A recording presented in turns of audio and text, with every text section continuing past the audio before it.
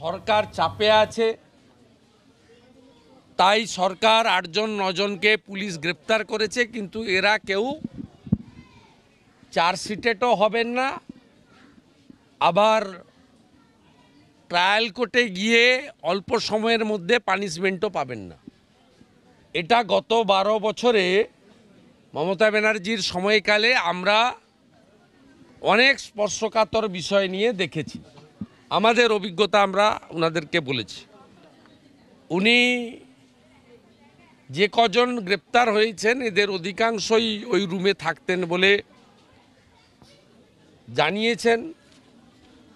অরিত্র বলে একজন ধরা পড়েনি, তারও একটা ভূমিকা আছে বলে তিনি আমাদের কাছে বলেছেন, ও তিনি সব বিষয়গুলো আমাদের কাছ থেকে শুনেছেন। তিনি নিজে একটা পয়েন্টে এগ্রি করেছেন যে কুইক পানিশমেন্ট এবং এর পিছনে যে বড় একটা র্যাকেট ইনক্লুডিং ইউনিভার্সিটি অ্যাডমিনিস্ট্রেশন। আমি বলেছি যে আপনার পুত্র চলে যাওয়ার মধ্য দিয়ে পুরো ব্যবস্থাটাকে কিন্তু প্রশ্নচিহ্নের সামনে দাঁড় করিয়ে দিয়ে গেছে। তাই এটা নিয়ে যদি আপনি অন্তিম লড়াই না দিতে পারেন তাহলে কিন্তু আরো অনেক এই ধরনের নিরীহ নিষ্পাপ আমাদের আদরের সন্তান সন্ততিদের বা মেধাযুক্ত ভবিষ্যৎকে আমাদের হারাতে হবে। ওনার সঙ্গে অফ দ্য রেকর্ড অনেকগুলো বিষয়ে কথা হয়েছে, উনি নিজেও বেশ কয়েকজনের আলোচনা করেছেন। আমি ওনাকে বলেছি রাজ্য পুলিশ, কেন্দ্র পুলিশ, সিবিআই, আইডি এসব বিতর্কের মধ্যে না ঢুকেও আপনি জুডিশিয়ারির সাহায্য নিয়ে যাতে পুরো ইনভেস্টিগেশন কোর্ট মনিটরিং হয়, হায়ার জুডিশিয়ারির মনিটরিং হয়, তার জন্য যদি হস্তক্ষেপ না করেন, যদি মমতা মনিটরিং হয়, তাহলে কিন্তু এর ফল হবে জিরো।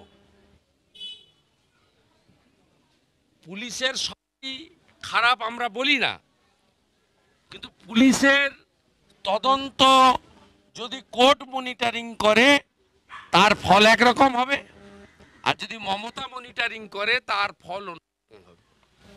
অরিত্রকে লুকিয়েছে তৃণমূলের লোকেরা, অঙ্কন দত্ত বলে একজনকে শুনিয়েছে মাদক পাচারকারীকে তৃণমূলের একজন মন্ত্রী, দীপ বলে একজন গ্রেপ্তার হয়েছে, তার দাদা, তার নাম হচ্ছে রাজশেখর, তিনি আইপ্যাকের একজন সিনিয়র এমপ্লয়ি, তাকে ইনভেস্টিগেটিং অফিসাররা করতে চেয়েছিলেন।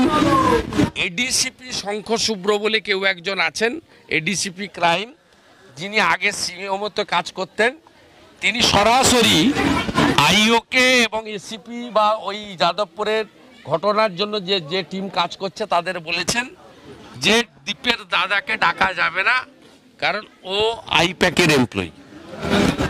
এই যে হস্তক্ষেপগুলো হচ্ছে, আমার লোক ওর লোক, এটা বন্ধ হয়ে যাবে যদি হায়ার জুডিশিয়ারির মনিটরিংয়ে ইনভেস্টিগেশন হয়। আমি সমস্ত অপশান বলেছি, উনি কিছু কথা আমাকে বলেছেন যেটা আমি মিডিয়াতে বলবো না।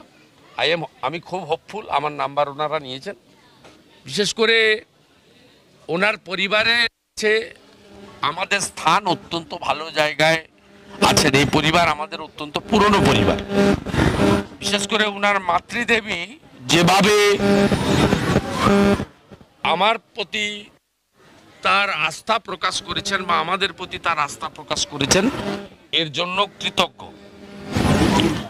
আমি তার এবং তার মামাকে সংবাদ মাধ্যমে না বললাম, কারণ গত কিছুদিন এই রাজ্যের শাসক দলের প্রতিনিধিদের তাদের পিতৃদেবকে কিভাবে ব্যবহার করছিলেন আমরা এটা টিভিতে দেখেছি। আমরা এই পরিবারকে শাসক বিরোধী লড়াইয়ের মাঝখানে ফেলতে চাই না, কিন্তু স্বপ্নদ্বীপের স্বপ্ন যারা কেড়ে নিল আর কেড়ে নেওয়ার কারিগরদের যারা মদত দিল আর এই নোংরা কদর্য বর্বরতার ব্যবস্থাপক যারা, তাদের উপড়ে ফেলার কাজে যা করার আমরা নিশ্চিতভাবে করব। আমি পরিবারকে এটাও বলেছি, প্রয়োজন হলে দলনেতা হিসেবে আমারও রয়েছে, আপনার পরিবারের অনুমতি ভবিষ্যতে আমি সেই লড়াইগুলোও করব। শুভেন্দু, একটা বিষয় হচ্ছে 17 বছর 10 মাস বয়স ওই ছেলেটি, যেখানে পক্সো আইন ব্যবহার করার কথা এতদিনে, কিন্তু এখনো পর্যন্ত পুলিশের তরফে সেরকম কোনো তৎপরতা দেখা যাচ্ছে না। তাহলে কি কোথাও যারা গ্রেপ্তার হয়েছে তাদেরকে স্কেপ রুট রাখা হচ্ছে? আমি আপনাকে বলছি, এরা বাছাই করে করছে। এদের ইমেজ ডে ডিস্ট্রয় হয়েছে, সেটা রিপেয়ারিং করাটাই এদের মূল লক্ষ্য। এদের মূল লক্ষ্য দোষীদের শাস্তি দেওয়া নয়। It's a very alarming. Second thing হচ্ছে, যে শিশু অধিকার রক্ষা কমিটি না কি আছে, হ্যাঁ, সেই কমিশন সবাইকে চিঠি দিয়ে বলছে নাম বলবেন না, ছবি দেখাবেন না, আপনাদেরও চিঠি দিয়েছে। অথচ এইখানে দাঁড়িয়ে ব্রাত্য বসু নাম ধরে বলেছেন, বাবাকে নিয়ে এসছেন, টানতে টানতে নিয়ে এসছেন, এগুলো বলেছেন ওনারা আমাকে, যে বাধ্য মানে কার্যত। যাই হোক, আমরা ওই পয়েন্টে যাচ্ছি না। আমার সঙ্গে অনেক ভালো কথা হয়েছে, সেগুলো আগামী দিনে আপনারা বুঝতে পারবেন।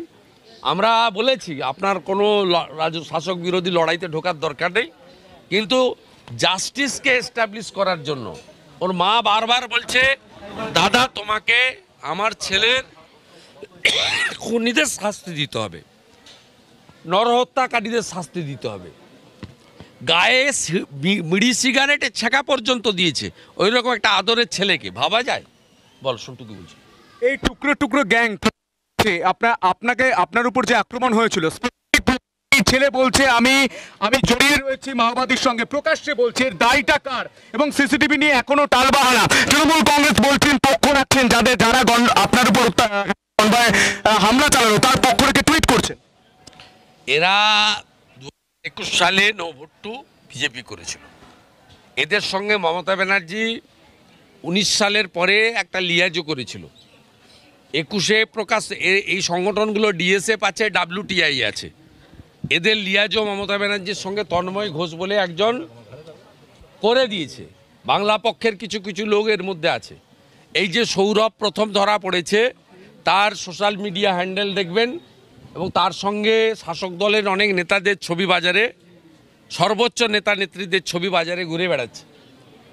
আমি আপনাকে পরিষ্কারভাবে বলছি, এই ছেলেগুলোকে হুইসপারিং ক্যাম্পেনিং করার ক্ষেত্রে কাজে লাগানো হয়েছে, এবং তাদের বিনিময়ে যাদবপুরকে মাদক এবং র্যাগিংয়ের মুক্তাঞ্চলে পরিণত করার লাইসেন্স দেওয়া হয়েছে। যে মাওবাদী সংগঠন জাতীয় স্তরে নিষিদ্ধ, সেই ব্যান অর্গানাইজেশন এরা চালায়। রাজ্যের বিরোধী দলনেতাকে অ্যাটাক করার পরে প্রকাশ্যে বলে যে আমরা মাওবাদী করি। আর তাদের মধ্যে যে দুজনকে কালকে পুলিশ তৎপরতার সঙ্গে ধরেছিল, রাত্রিবেলা আমার এফআইআর হওয়ার পরে ছেড়েছে। আমি এই এফআইআরটা নিয়ে কেন ইউএপিএ এদের এগেনস্টে লাগানো হবে না, কেন এই দেশবিরোধী শক্তিকে, ব্যান অর্গানাইজেশনকে কলকাতার উপকণ্ঠে কাজ করতে দেওয়া হবে, এর জন্য আমি আরও বড় লড়াইতে যাব। থেমে থাকার কোনো কারণ নেই, ভয় পাওয়ারও কোনো কারণ নেই। এখনো তো অবাধ ক্যাম্পাস, সিসিটিভির নজরদারিও সেভাবে শুরু হয়নি, অবাধ ক্যাম্পাস করতে দেবে না মমতা ব্যানার্জি। জাস্টিস রিটায়ার্ড মাননীয়া মঞ্জুরা চেল্লুরের অর্ডার যেখানে ইমপ্লিমেন্ট হয় না, বুড়া আঙুল দেখানো হয়, সেখানে তো বাকিটা তো হবেই। ঠিক আছে, আমার আরেকটা প্রোগ্রাম আছে। যাদবপুর কি লুকোতে চাইছে? মানে সিসিটিভি নিয়ে এত আপত্তি কেন? কি লুকোতে চায় না? যাদবপুর রাজ্য সরকারের মদতে টুকরে টুকরে গ্যাং তাদেরকে মদত দিতে চায়, কারণ তারা রাষ্ট্রবাদী ভারতীয় জনতা পার্টি এবং দেশের প্রধানমন্ত্রী নরেন্দ্র মোদীর বিরুদ্ধে হেড ক্যাম্পেন করার জন্য তারা কাজ করে। Due to their political aim and object তারা এটা করছে।